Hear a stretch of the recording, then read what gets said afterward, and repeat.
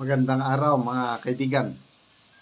Pag-usapan natin ngayon yung unexpected na pagpapalabas ng Pulburon video doon sa kamera sa TRICOM hearing. Ito ngayon, naglalabasan ng iba't ibang reaksyon.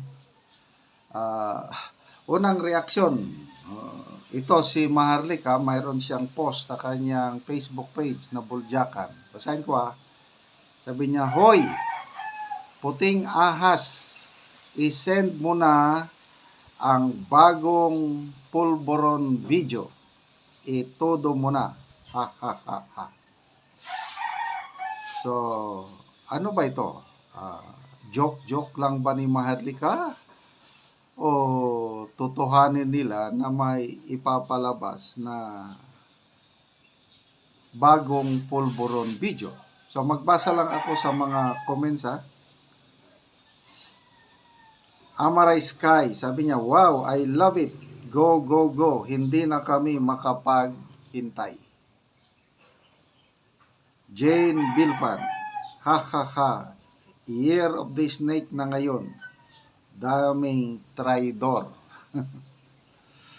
Mar de la Cruz, "Madam Maharlika, baka madisib ka sa kalaban, bigyan ka ng fake para palabasin, fake news ka. Ingat ka sa puting ahas mo.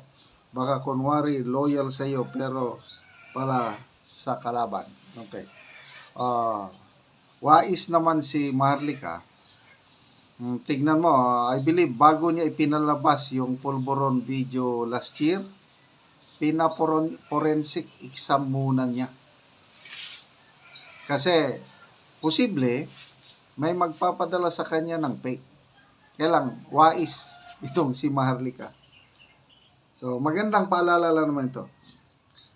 One Bisdak, sabi, "Excited, please send mo na puting ahas."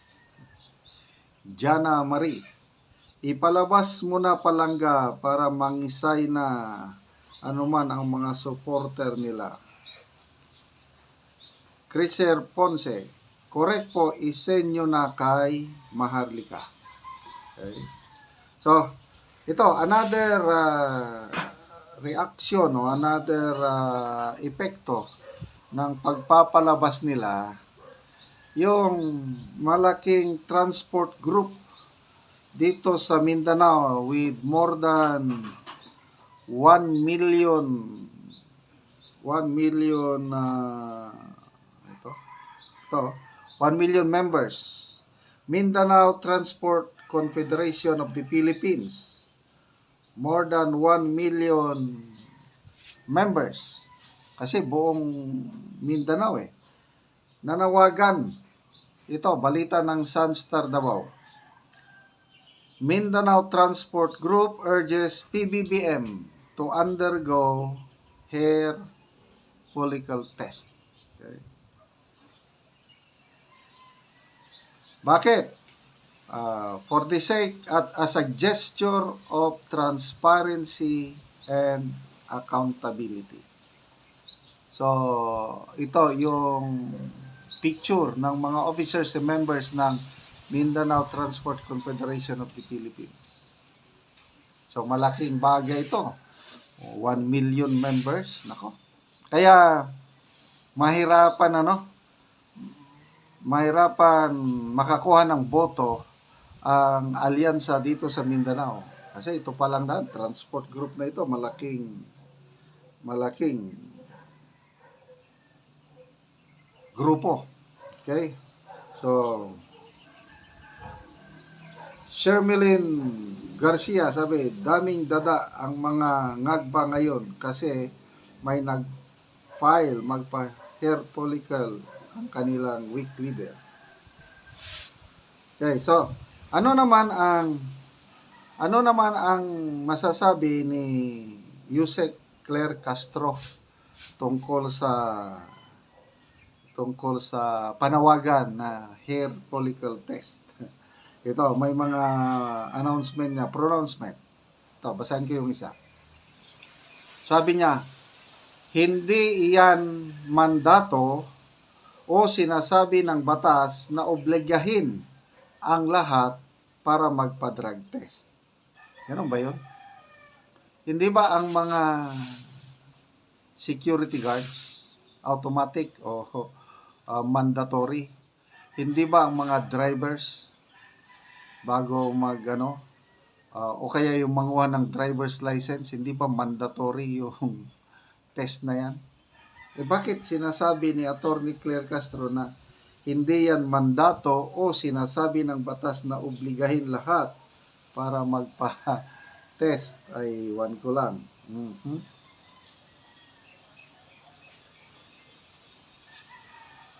Basa lang ko sa mga comments ha.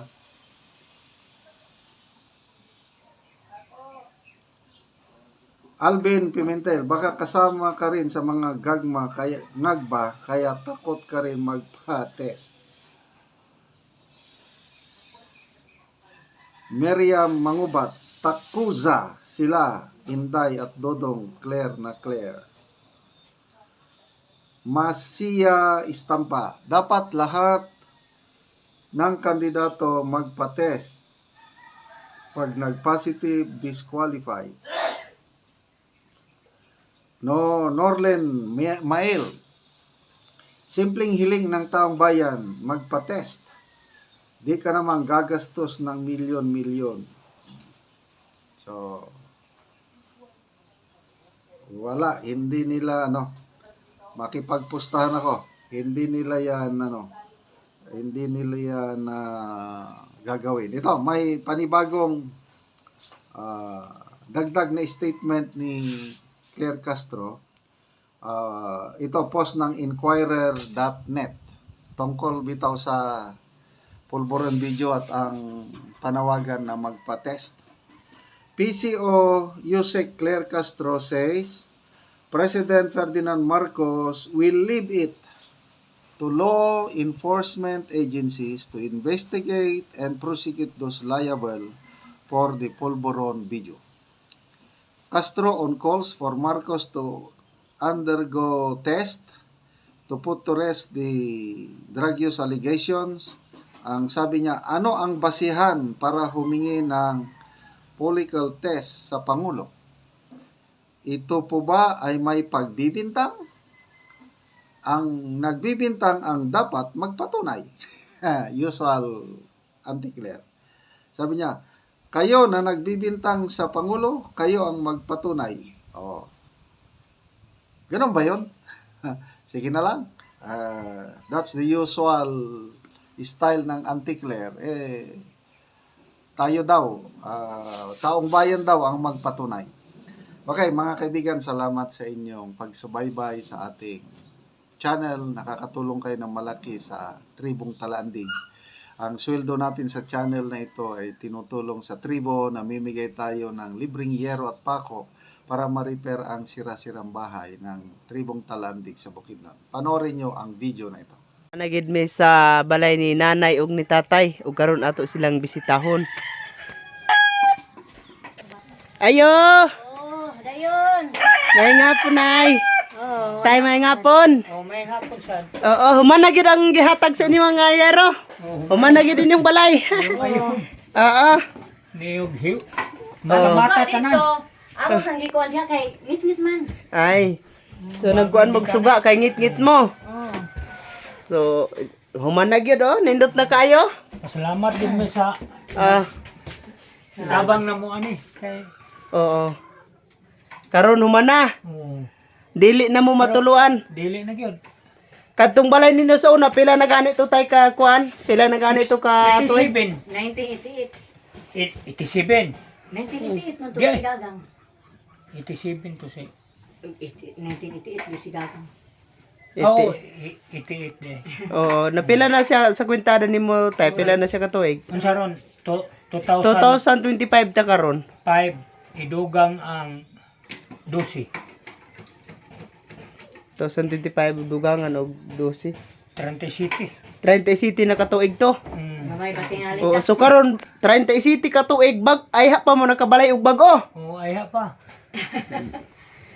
Tungod sa kalisod. Mm.